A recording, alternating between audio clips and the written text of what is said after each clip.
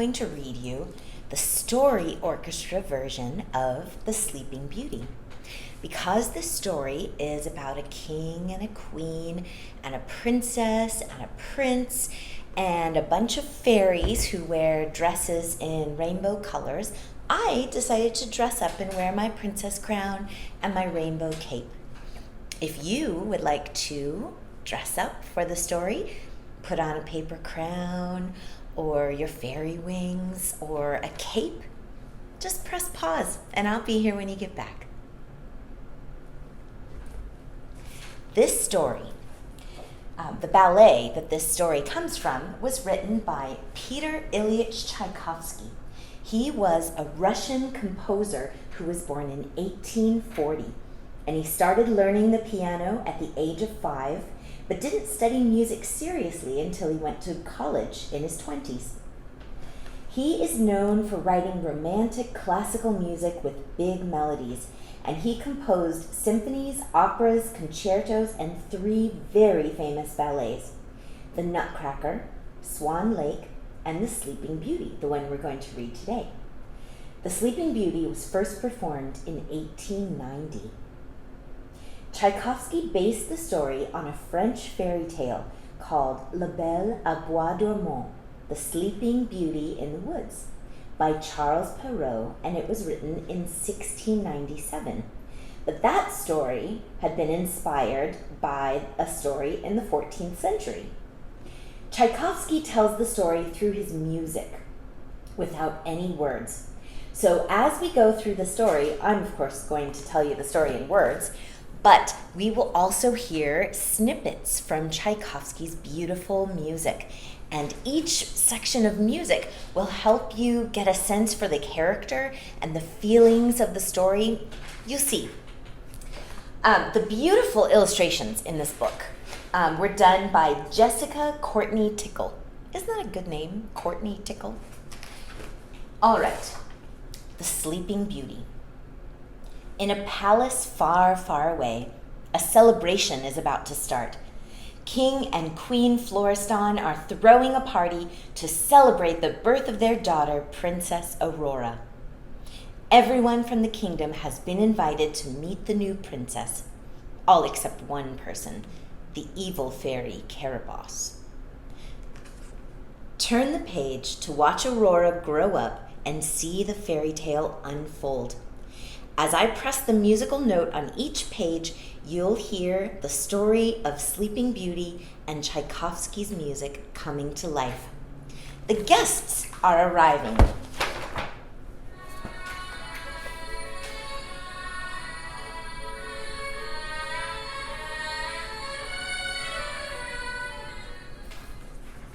That piece of music comes from the prologue, or the introduction, and it sets the scene before the story begins. At this point, all of the fairies are arriving at Princess Aurora's christening. The music is graceful, and there's a stately string tune that sounds much like the distinguished guests who are arriving. The Lilac Fairy arrives at the party with her team of fairy godmothers. They have each brought magical gifts for the princess. One by one, they dance and bless Aurora with the virtues of courage, kindness, strength, and beauty. Last to dance is the Songbird Fairy. With a wave of her wand, she gives Aurora the gift of musicality. Everyone is delighted, and the ballroom buzzes with the sound of happy chatter.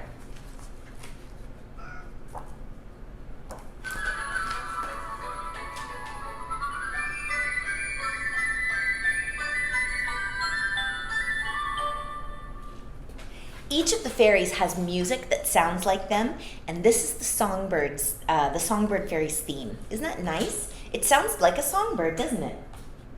Suddenly, there's a terrible crash as the most powerful and evil fairy of all bursts through the window with a flash of light. "Carabosse!" everyone gasps. The king and queen did not invite her to the party, and she is furious with them.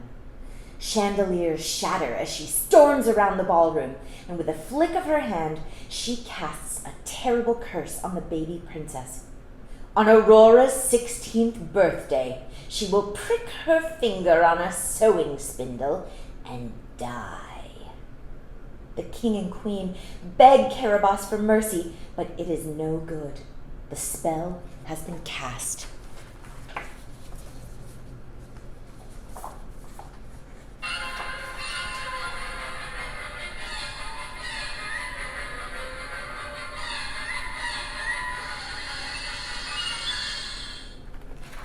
Hear the angry music that matches the scariness of Carabosse arriving?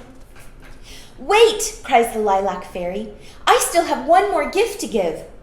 She cannot undo the evil curse, but she changes it with a good spell. "Aurora will not die, but sleep," she says.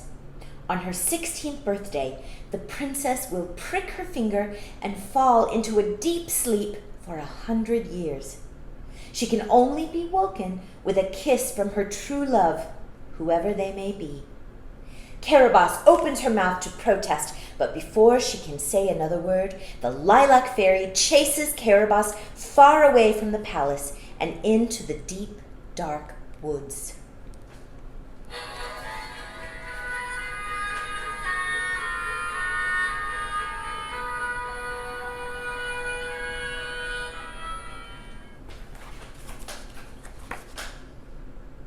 That's the Lilac Fairy's theme, which we hear every time the Lilac Fairy is on stage.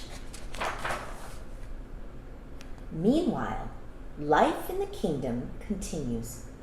Years pass as the seasons change from winter to spring, and day by day, Aurora grows braver, kinder, and stronger. She dreams of who she will become, but as her 16th birthday approaches, the king and queen become worried. They arrange for all the sharp objects in the kingdom to be hidden so that Aurora cannot prick her finger. They lock them away in a tall tower and hide the key. They hope this will stop the curse.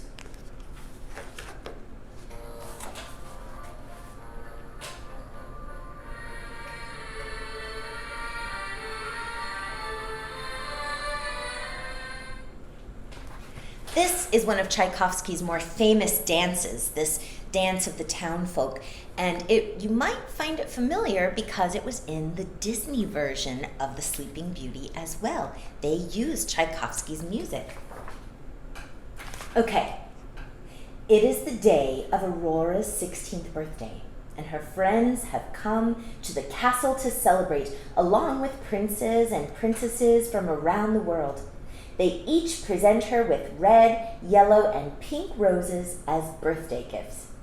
Aurora dances with the flowers, leaping and twirling with joy as the orchestra plays a beautiful melody. But the king and queen are still looking around anxiously for any sign of Carabosse.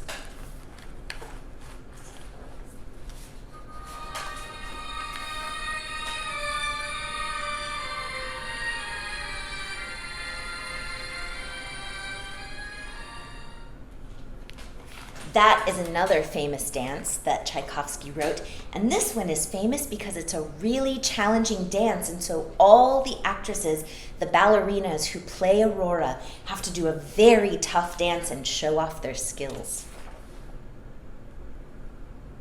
Just then, a mysterious cloaked guest arrives at the side of the room and offers Aurora a bunch of flowers. Aurora takes the bouquet, but then recoils in shock.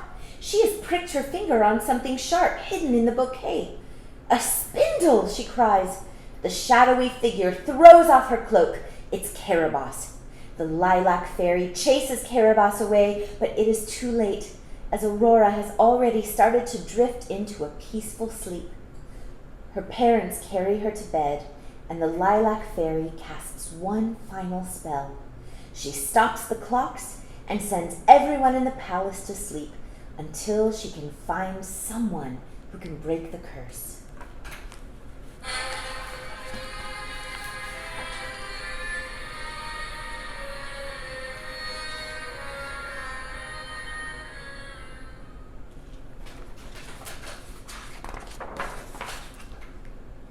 A tangled forest grows over the kingdom as the Lilac Fairy travels to magical lands far and wide, trying to find someone who can break the evil curse.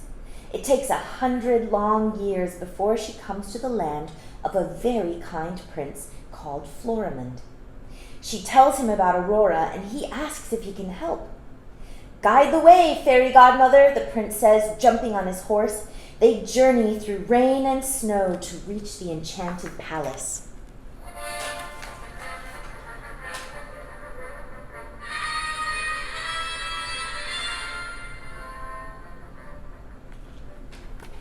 Hear how the music sounds a little bit royal, like a prince, and also a little bit like galloping horses? The Lilac Fairy leads the prince into the palace. "This way," she calls, lighting the hall with her wand. They walk through dusty rooms and corridors until they find Princess Aurora. The prince kisses her forehead, and she slowly begins to wake. The curse has been broken. "Hello, Aurora," he says, smiling. "I'm Prince Florimond." Aurora yawns and stretches and says, "What happened? I feel as though I've been asleep for a long time." Slowly, the rest of the palace comes to life. Aurora goes to find the king and queen to give them a big hug. Then they all feast on a delicious dinner of pies and cakes and ice cream and berries foraged from the forest. That's quite a dinner. Aurora and Prince Florimond talk for hours, and as time passes, they start to fall in love.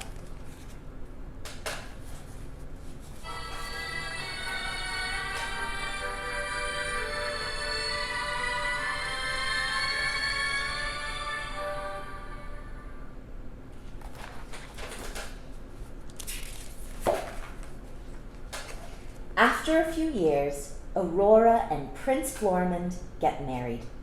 The king and queen throw a lavish wedding in the rose gardens. Every tree is decorated with lights, and confetti flutters down from the sky. Fairy tale characters and townspeople have come from kingdoms far and wide to celebrate the happy day. The king and queen dance with joy, for the curse has truly been lifted.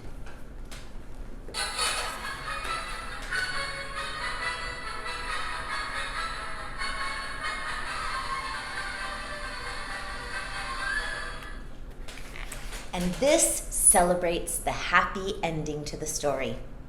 I hope you enjoyed the Story Orchestra version of The Sleeping Beauty. And now, if you are ever lucky enough to hear Tchaikovsky's entire ballet, you'll already be familiar with parts of it and you'll understand how the story works. Have a great day.